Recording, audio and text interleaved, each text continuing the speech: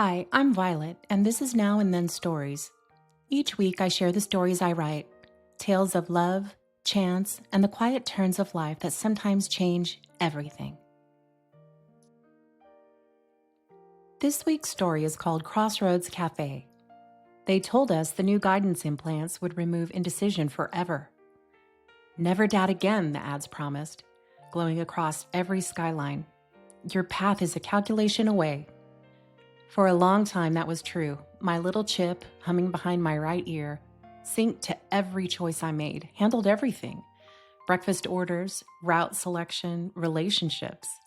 The last time I'd said, "I don't know," out loud, I was 24 and the world still had birds. Then last Tuesday, the system crashed. At first, I thought it was just lag, a blinking error, a soft buzz like a bee caught in glass. But by nightfall, the voice that had whispered probabilities and reassurance for 12 years went silent. For the first time in my adult life, I was alone with my own thoughts. I tried to reset it, I tried to wait it out, but there's nothing more terrifying than silence when you've forgotten how to listen to yourself. So I walked. The highway was almost empty. Most people don't walk anymore. They glide or float or stay home. The air smelled of static, the distant hum of hover transport slicing through the dusk. The horizon was a blur of soft metal light, and the wind carried the faint hiss of rain that never quite fell. I don't know how long I wandered before I saw the sign, half flickering, half forgotten. Crossroads Café, open 24 hours. It looked like a relic. The neon buzzed in and out, and for a moment I thought it was some glitch left over from the old grid. But I smelled coffee, real coffee. That alone felt like a miracle. Inside, everything looked wrong in a comforting way. Vinyl booths, chrome edges dulled with time, a ceiling fan that turned too slowly like it was thinking about something else. There was a jukebox in the corner humming faintly, though no music played. A woman stood behind the counter, polishing a mug that didn't need it. She looked up when I entered, eyes steady and amused. "You look lost," she said. "I am," I answered before I could pretend otherwise. She nodded toward the nearest booth.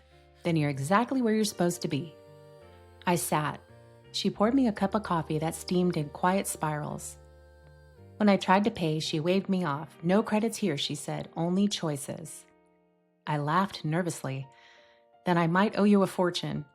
Her mouth curved, not quite a smile. We get a lot of that. There was one other person in the cafe, a man at the far booth by the window. He was sketching on a napkin with a pencil stub, his coat hanging loose over narrow shoulders.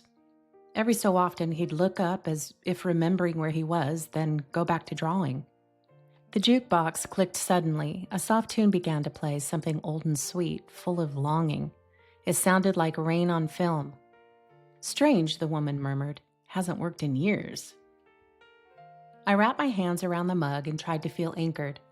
Without the implant, my head was a carnival of noise, questions running wild, decisions spinning off their hinges. Should I go back to the city? Should I wait for the system to reboot? Should I even want it to?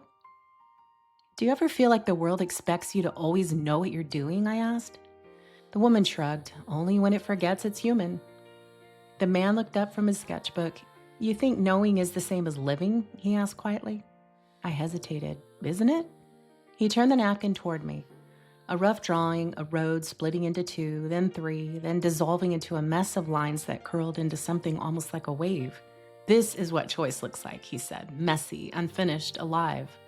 I stared at it. "That looks terrifying." "It is," he said, "until you start walking." The clock above the counter ticked backwards for a second, then corrected itself. The air shimmered faintly like heat over asphalt. The lights dimmed, then brightened. "Does this place glitch often?" I asked. The woman chuckled. "Depends on what kind of day you've had." Outside, I could see the road splitting into three directions, each one fading a different color of horizon, one amber, one indigo, one a strange soft silver. I blinked and they were gone. My mug was half empty now, or half full. I couldn't decide which mattered more. A bell jingled over the door. A man in a suit stepped in, muttering to himself. "It was supposed to be left," he said, "or was it right?" He looked at me like I might know. "How do you pick?" I don't have an answer, but before I could confess that, the woman behind the counter spoke. You don't pick, she said, you begin. The road sorts itself out once you move. The man frowned, clearly unsatisfied, and turned to leave. But before he did, he glanced at me and nodded, as if I had said something wise instead of nothing at all. The jukebox changed songs on its own. The air buzzed softly again, the faint static of old speakers trying to remember sound. The woman poured me one last cup. On the house, she said. You won't be back. I didn't ask how she knew.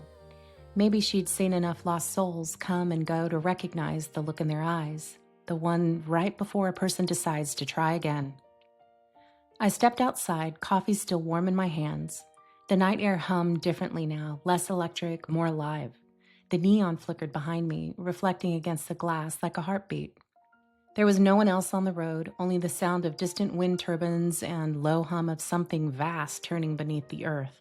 I stood at the intersection where three roads met. The signs had no names, only colors that pulse faintly in rhythm with my pulse: amber, indigo, silver.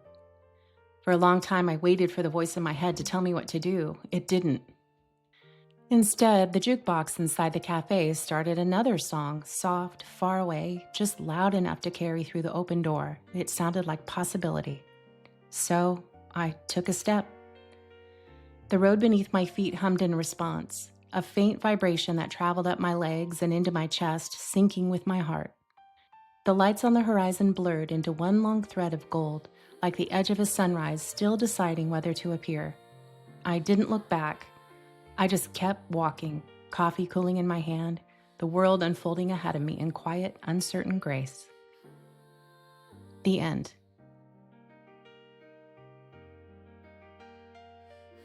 Thank you for listening to Now and Then Stories with Violet. If this story spoke to you, I hope you'll stay a while. There are always more moments waiting to be found between now and then.